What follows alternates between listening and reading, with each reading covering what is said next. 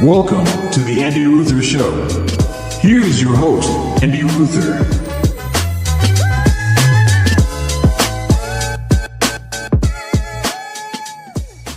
Welcome to the Andy Ruther Show. That is me, Andy Ruther, coming to you on this New Year's Eve, last day of 2025. We made it. I made it. I look like hell, but I'm here. Full dad mode, full disheveled hair, haven't shaved, haven't trimmed up the beard, the gray is showing. I am here to wish you a happy New Year's Eve. Bringing in the new year, guys. Let's do it. Okay, let's do it.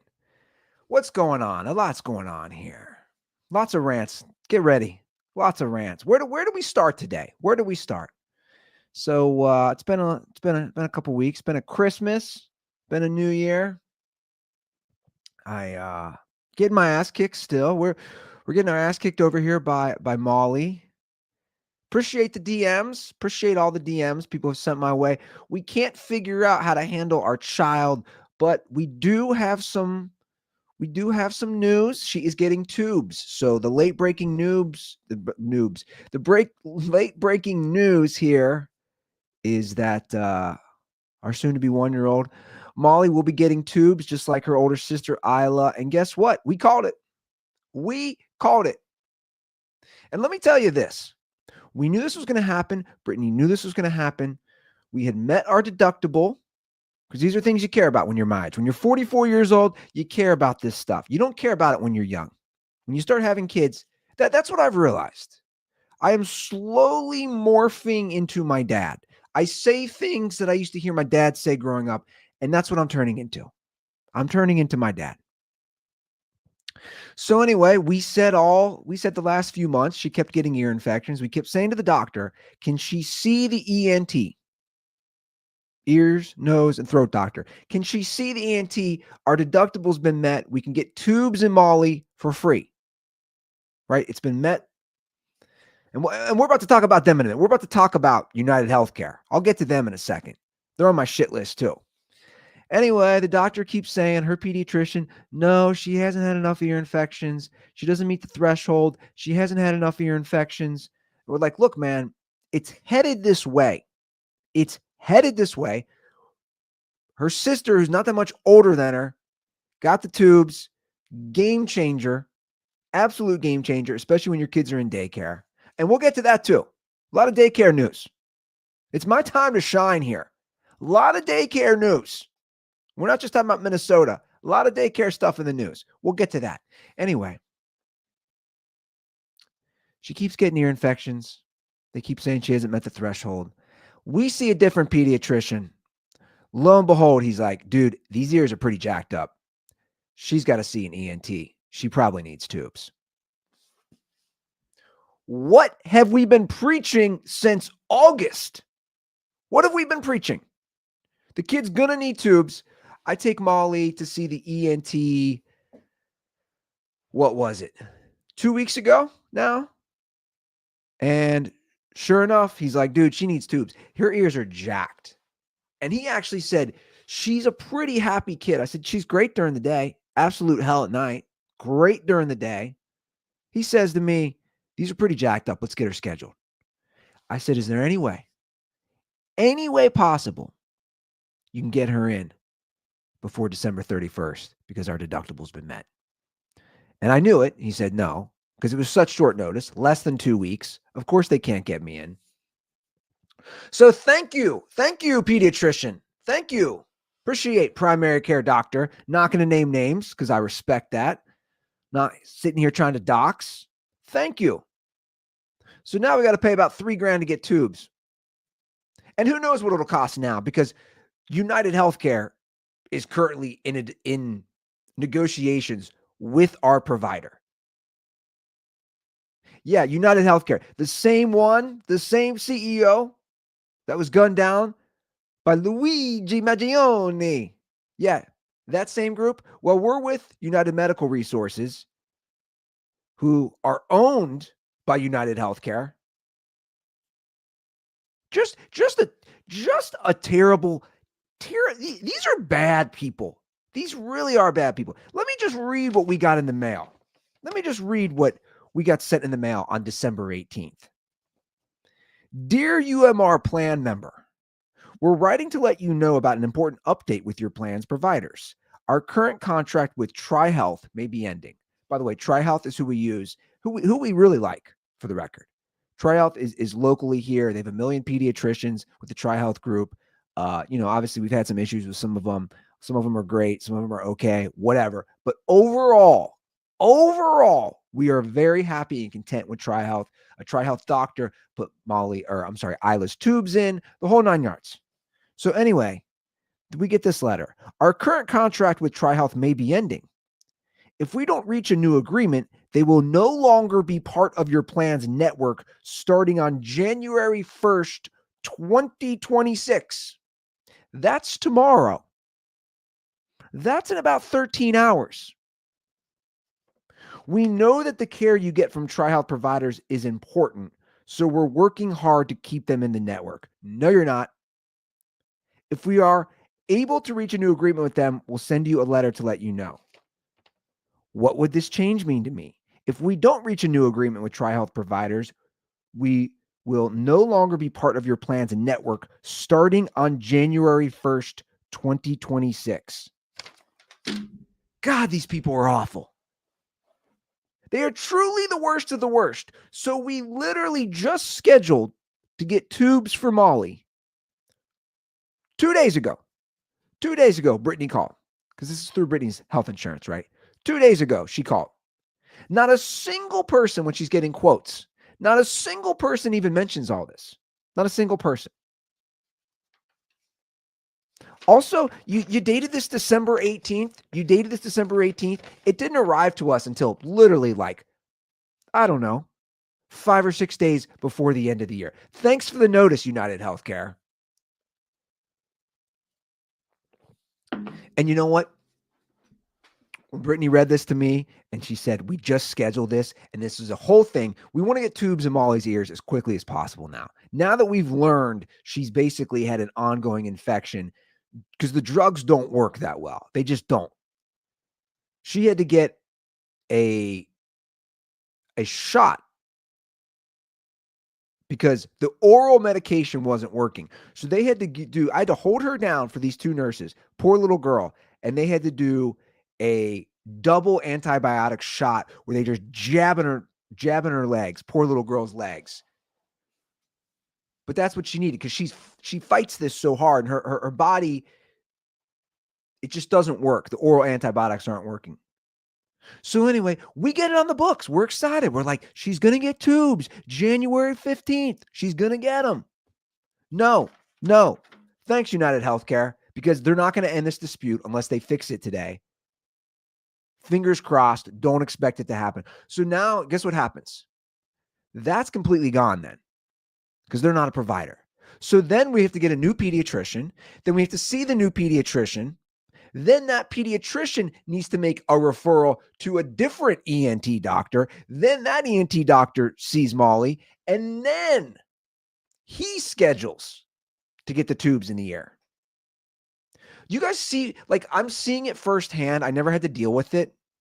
And I just was living my own single little life in my own little world, my own little bubble. But now that I see it, especially having kids, this industry is just so bad. It's mind-blowing that this can happen. We're talking thousands of people locally here that this will affect. But they don't care. They don't care. UnitedHealthcare doesn't care. Again, they don't give a single shit about anybody. It's all about profit. So they're negotiating and whatever. This isn't your cable provider, right? That's what I was trying to say to Brittany. I was like, this isn't Disney negotiating with YouTube TV or a cable provider. This is serious stuff. This is serious medical stuff. Imagine all the people who have serious, we're fortunate and I'm aware of that that this is just a hiccup that would delay tubes for our daughter. It's a pain in the ass. She'll survive. She's a strong-willed kid. But what about people with serious illnesses like cancer or HIV or something serious? Even then, they're like, maybe you can continue. Like it's just, it's such a gross industry. It's such a gross industry.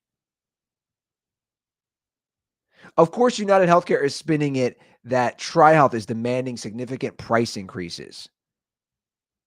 This will affect a lot of people. They claim if patients are in the middle of a treatment or a serious or complex condition with a TriHealth physician or at a TriHealth hospital and they go out of network, UnitedHealthcare said patients may, not will, this is the fine print, may qualify.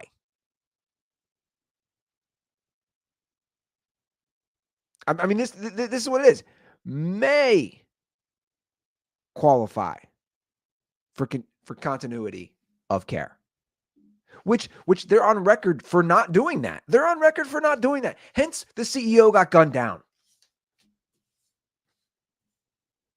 And you know what? When Brittany read this letter, she looked at me and she goes, I know what you're going to say. I know what you're going to say.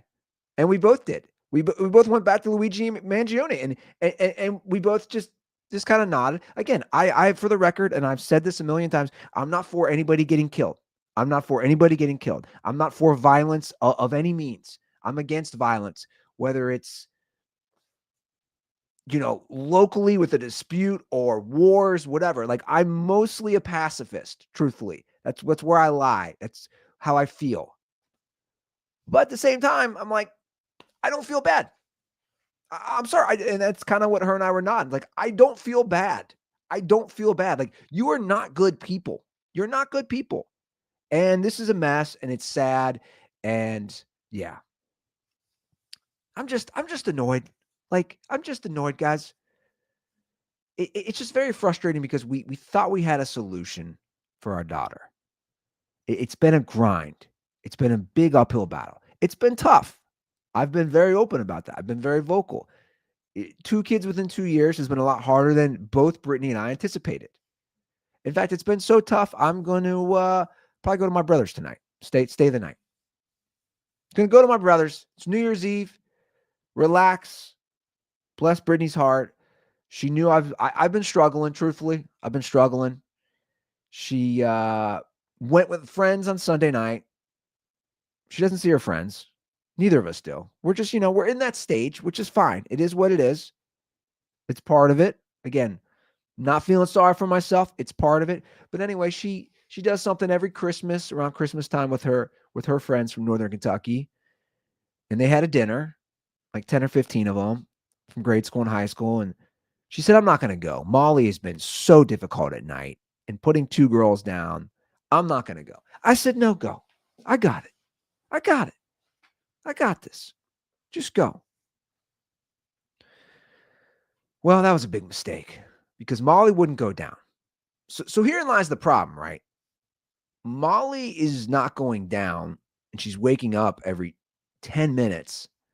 So then I can't put Isla down. I can't give Isla her bath. I can't give Isla her nighttime routine. You see what happens? Because Isla's not old enough yet either. So basically, I took Molly out of the bath at 7:30.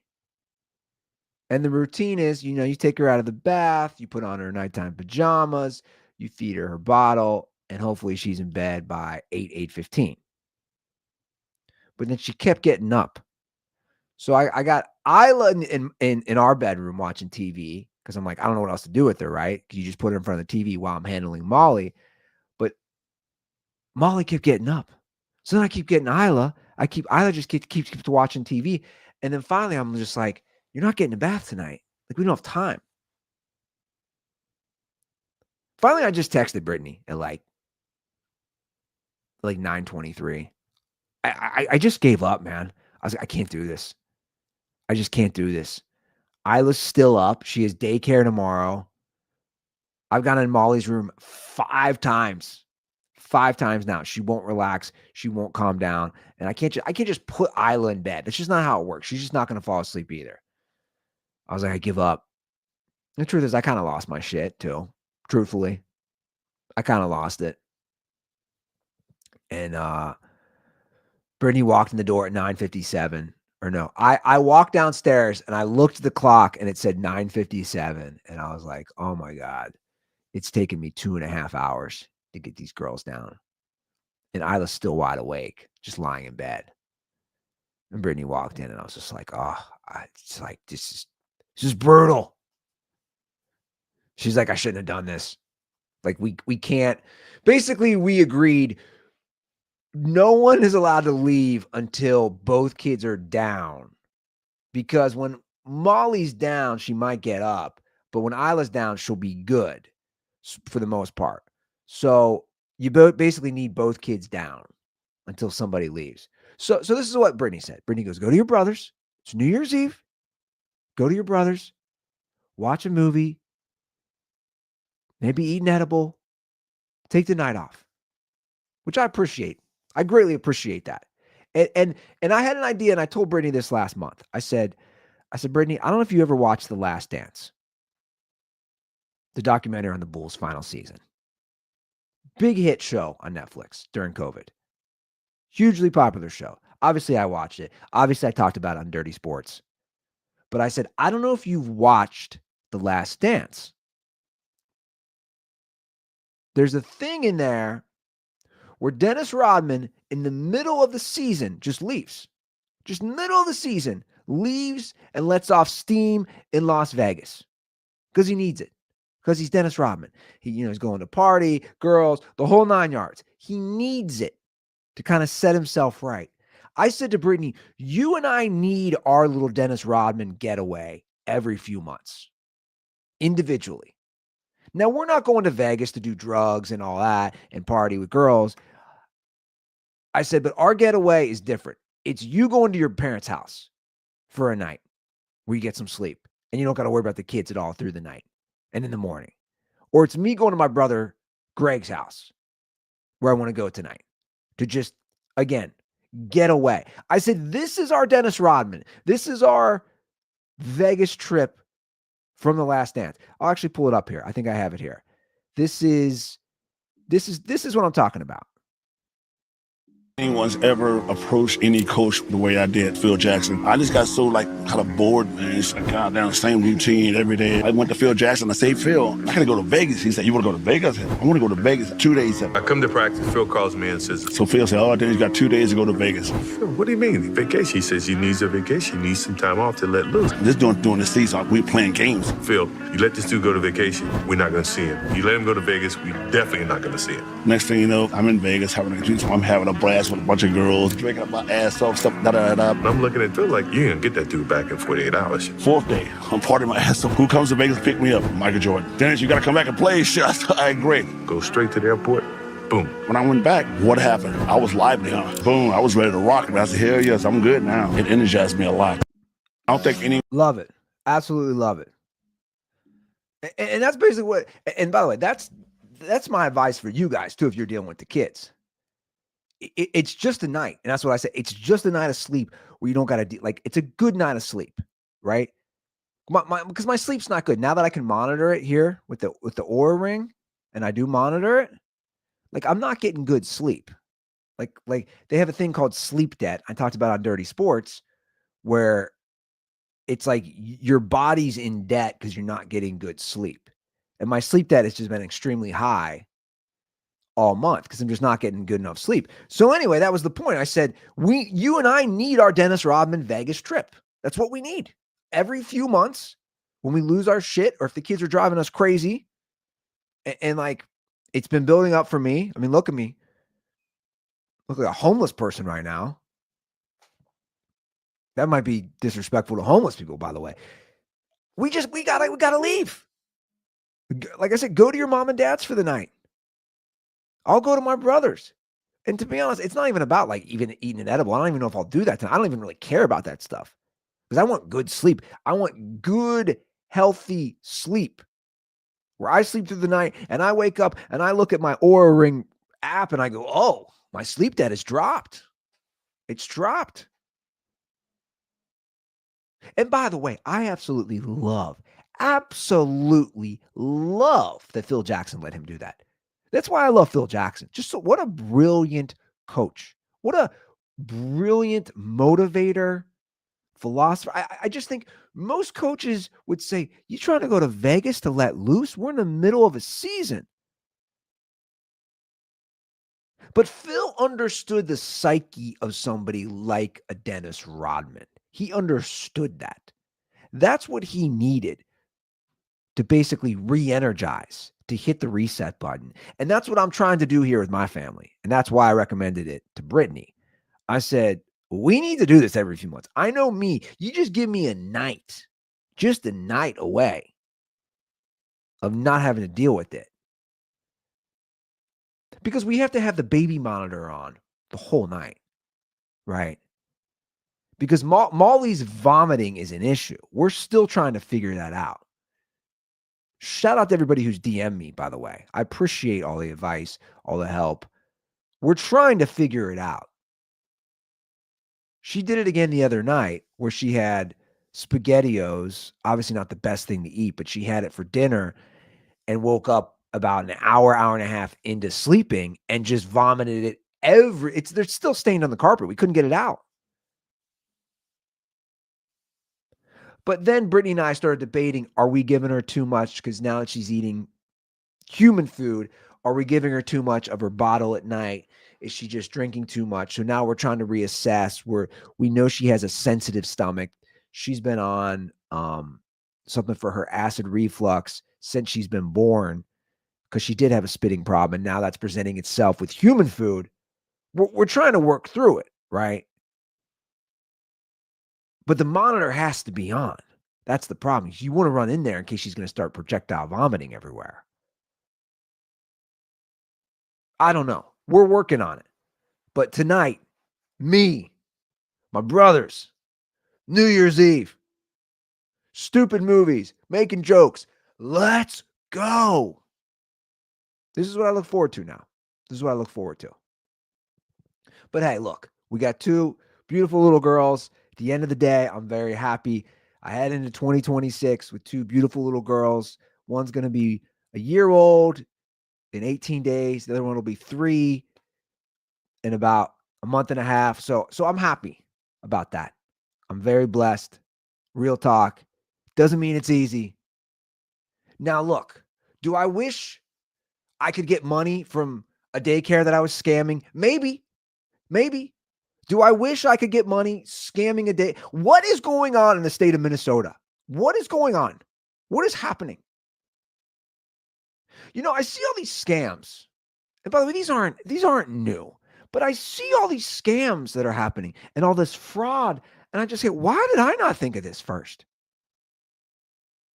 They make it look these people make it look so easy. I'm sure you saw the video. This thing, how many views does this thing have? From this guy. And I didn't know who he was. This Nick Shirley guy. 131.6 million views. So he posted a video 5 days ago. It's a 42-minute video exposing Minnesota fraud. Claims they uncovered 110 million in one day. I don't know what's going on in Minnesota, but I've seen their governor, and the guy's an idiot. The guy's an idiot. Let's just call it what it is. He's an idiot. And the truth is, I think most politicians, I think a lot of them are.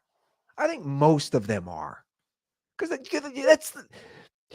look, I've always said this, and I hope no one takes this personally. I don't really care. You get into that line of work, you get into those fields, because you couldn't hack in the private sector, I think, for the most part. I don't know what's going on. Let me play a little bit of this video from this Nick Shirley. I'd like to ask where the money's going.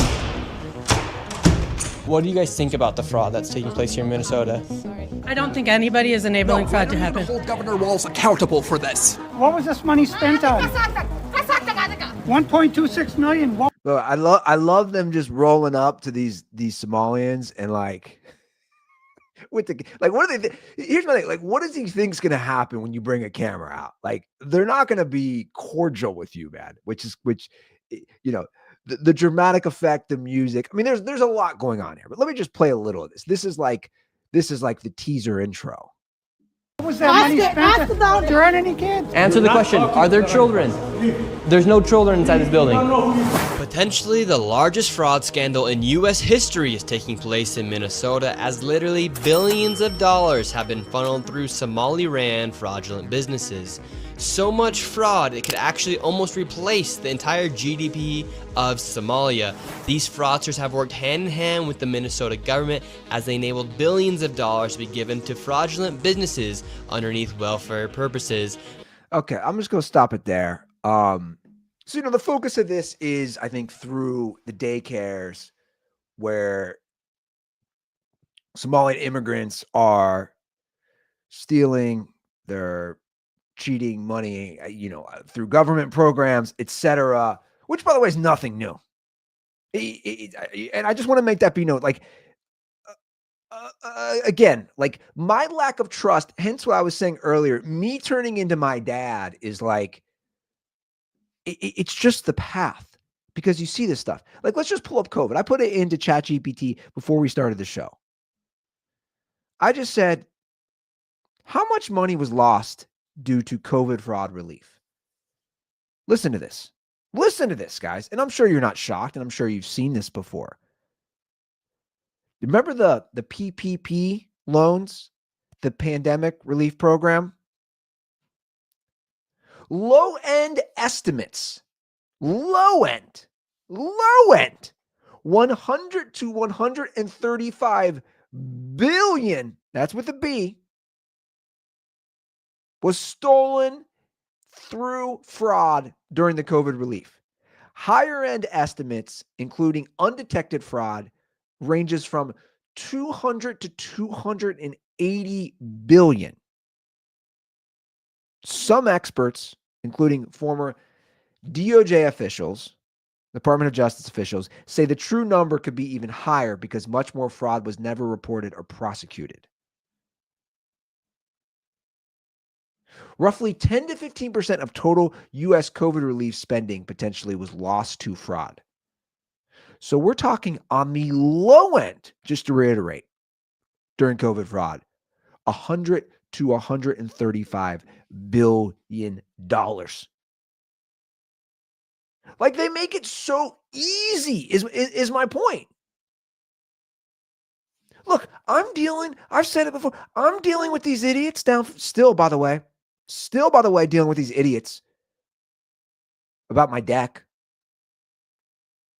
Again, I literally had phone discussions, email exchanges with a guy down in charge of the inspectors for the deck, all that stuff, and then met him in person, and he acted like he had no clue who I was. This is what you're dealing with. This is why people commit this fraud. It's just too easy. Literally, I resubmitted for my deck permit, and he acted like it was the first time. Acted like he never knew who I was. No red flags went off in their system. Not a single one. Hey, man, this guy's already applied for a deck, and we denied it.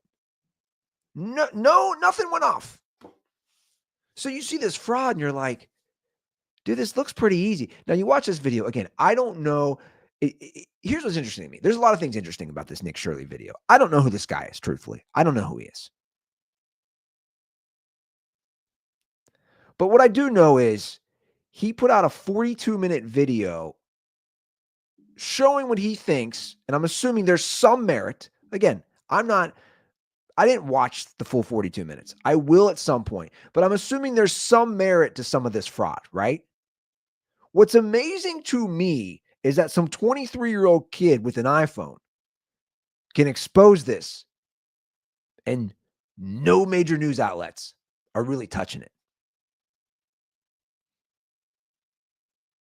Whether the fraud is as bad as he thinks, I don't know.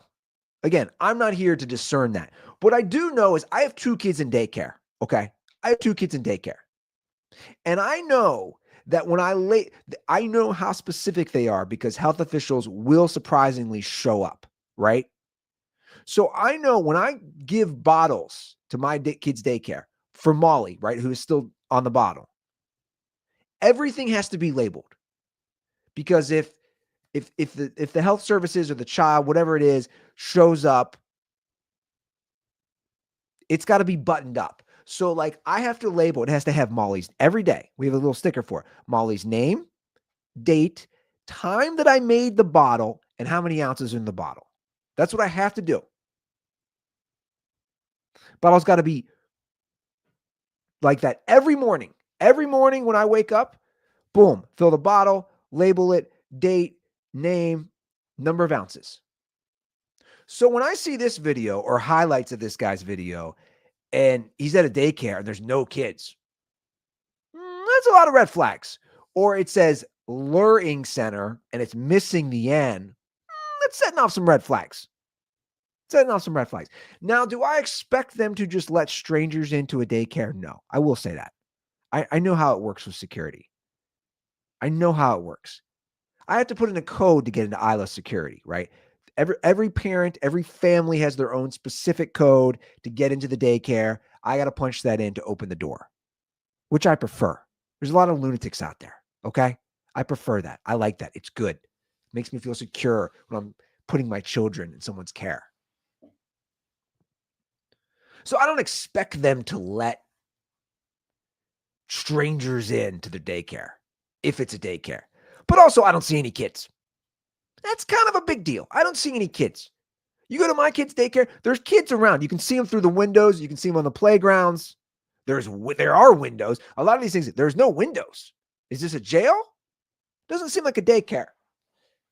Something is going on here. Something illegal. I'll just say that. To the level that he's presenting, I don't know. But again, is it this easy? And the answer is yes. The answer is yes. It is this easy to commit fraud, apparently. I think it's this easy. I truly do. I don't know if you've seen the people running our FBI. They don't really, come on. They don't seem like the brightest. And I don't care what president administration we're talking about. You can take the current one, you can take the last one, you can take any of them. The evidence is there, guys. The evidence is there. I just read to you how much fraud was committed during COVID on the low end. The low end. The lowest of low end, $100 billion. I should have been in on that, truthfully. I don't know why I didn't. But see, it's a common theme here, right? You got idiots that are missing it. You got idiots that are trying to investigate it. You have idiot politicians. You have idiot city and government officials. And then you got the corrupt healthcare business, which I ranted about to start the show. Somebody like UnitedHealthcare. Which, by the way, update on that. They're so corrupt, they still refuse to get back to us about the kid we had almost a year ago on stuff they messed up in billing. Cool, we're not going to pay it then. Cool, UnitedHealthcare. We're not cool. We're not going to pay it then. If we resubmit something that you did in air that you messed up, and you're not going to respond, cool. Again, the whole system. And this actually ties into the fraud because I know there's a lot of healthcare fraud that's happened in Minnesota as well, which, again, I'm assuming it's not just Minnesota. I'm assuming if they did it in my lovely home state of Ohio, they could find just as much fraud. And I think that's where the anger needs to be. I know there's anger and frustration with the Somalian community and saying it's just fraud there, and it seems like there is a lot of fraud there. But my thing is, I think it's happening everywhere. Truthfully, I think it's happening everywhere, and it's sad. And again, where I turn into my dad, rest in peace, Walter Vincent Ruther, where I turn into you, and then Brittany, I'm sure, gets sick of hearing it, is when I'm driving down the road and I pay hard-earned money in taxes and there's potholes everywhere and the roads look like complete hell. And I make comments like, where are my taxpayer dollars going? And she says, oh, I don't want to hear it. Oh, here we go again, Andy. I don't want to. But I'm like, I'm turning into my dad. But it's the truth. If I'm putting thousands of dollars back in taxes, where is it going? It's sure as hell not going to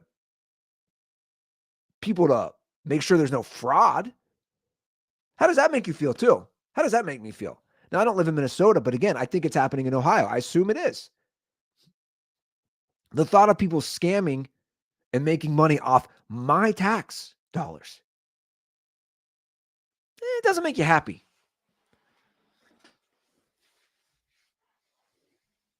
Where does my money go? That's all I'm saying, guys. Where does my money go? I get there's services that it goes, and I'm all for that. The fire department, the police department, to name a few. It's like, hey, tax dollars, that's good. It's going to a good thing. But I think I have a legitimate gripe, do I not? I drive down every road in Cincinnati. Every road looks like hell. What are you guys doing with the money? Dude, the mayor, this is how dumb these people are. The mayor of the city of Cincinnati, my mayor, right? Since I live in city limits, my mayor had his car repossessed because he was missing car payments. This just happened. This was just exposed in the local news. You're in charge of a budget. What is the city of Cincinnati's budget?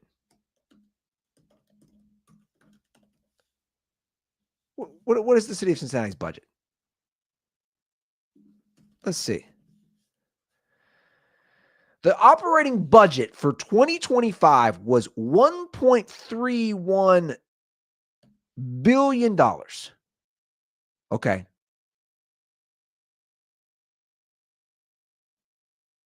Okay. Is that correct? I'm seeing something else. Yeah. Okay. Yeah. Anyway, I'm seeing different numbers, whatever. Anyway, it's $1 billion is my point. The mayor of the city of Cincinnati, who's the figurehead, I'm not saying he's in charge of all this money. He's the figurehead, is he not? He's the mayor of $1 billion, which is going to be spent God knows how or God knows wasted. Literally was not paying on his car. You can't make this up. He had his car repossessed because he wasn't paying on his car. Let's see what he said. Let's see what he said. His car was repossessed in 2024 due to my carelessness. Here's the thing, guys. I've never had my car repossessed, but I know they send you a million notifications. Not just in the mail, call, email, text. They don't just repossess your car. His 2023 Lincoln Aviator was repossessed. He had 2 repossessions, actually, 2 within 2 years. He said last year, due to my carelessness, my auto pay on my car was not working, and as a result, my car was repossessed. Since that time, I have been in possession of my car. I am up to date on my payments and I'm not aware of any other pending issues. I made a mistake and will make sure it doesn't happen again. Bro, this is like a mistake a 21-year-old kid makes. It's not even a mistake. Again, they will send you so many notifications through every form of communication possible before somebody shows up to the repo man to take your car. This is the mayor of my city. Bro, auto pay. Yeah. Have I had that? Have we all had that happen? I've had that happen, right? It happened to me last month. I forgot. I changed, or I lost the credit card or something happened. I had to cancel one, whatever. And one of my accounts, and it was connected to my bank. Or I'm sorry, it was connected to my gym. So it's like, oh, it stopped paying. I show up to the gym. They're like, dude, it's not on file. The card you had on file is not here. Oh, cool. Then I'll just pay it. Then I'll just give you a new card. Like, how long before they repossess your, let's put that into ChatGPT. How long before they repossess your car? Let's see what that says.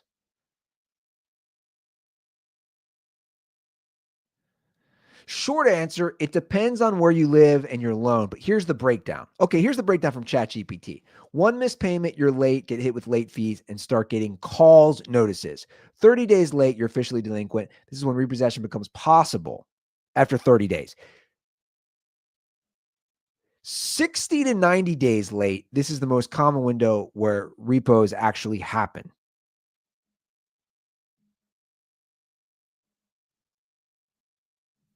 Guys, they reach out to you. But this is my point. This is the overarching theme of my whole point here. Whether it's fraud in Minnesota, fraud in any other state, whether it's the guy here he's not paying his car payments. He's in charge of, you think the guy who's not making his car payments and is getting his car repossessed is monitoring fraud in the city of Cincinnati. Again, I'm turning into my dad. Shout out to my dad. Miss you, Pops. And I'll tell you what, I get it. I get the rants. These people are idiots. They're all idiots. Maybe I'm the idiot, though. Maybe there's the silver line. Maybe I'm the idiot. I'm still being a good little citizen, paying my taxes, trusting it'll all work out. Maybe I'm the idiot. Happy New Year, everybody. It is a new year, guys. It is a new year. New year, new me.